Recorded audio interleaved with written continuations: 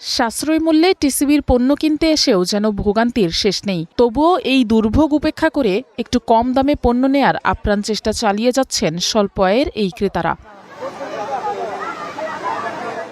যদিও অমোছনীয় কালি দিয়ে হাতে সিরিয়াল দেয়া হচ্ছে, তবুও মিলছে না সুফল, জানালেন গ্রাহকরা। নিয়ম ভেঙে অনেকের কাছে কয়েকবার পণ্য বিক্রির অভিযোগ ক্রেতাদের।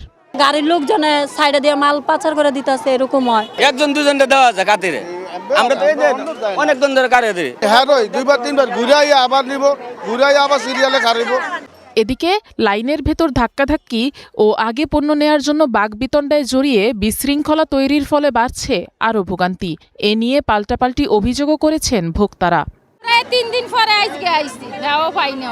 আমরা চাপাচাপি করি না, আমরা একবারই পাই না, অনেক সময় আমরা মানে এভাবেই যাই। কি মহিলারা বেশি, পুরুষরা ঠেলাঠেলি করে না। টাইলের দাম 10 টাকা বাড়াইছে, সোলার ওই কি জানি সিরির দাম বাড়াইছে, আর আসবো না।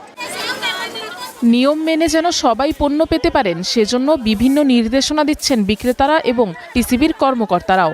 অমোছনীয় কালি ব্যবহার করার জন্য অথবা সিগনেচার যুক্ত টোকেন ব্যবহার করার জন্য, যাতে ওই টোকেনটা আবার কপি করতে না পারে অথবা কালি ইউজ করবে, দুটো থেকে একটা করবে।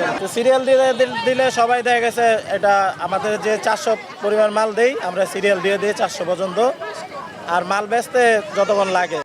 প্রতিদিন সকাল 11টায় শুরু হয় টিসিবির এই ট্রাক সেল কার্যক্রম। প্রতিটি ট্রাক থেকে 400 জনের কাছে পণ্য সরবরাহ করা পর্যন্ত চলে এই বিক্রি। Afroza Lamia, star news, Dhaka.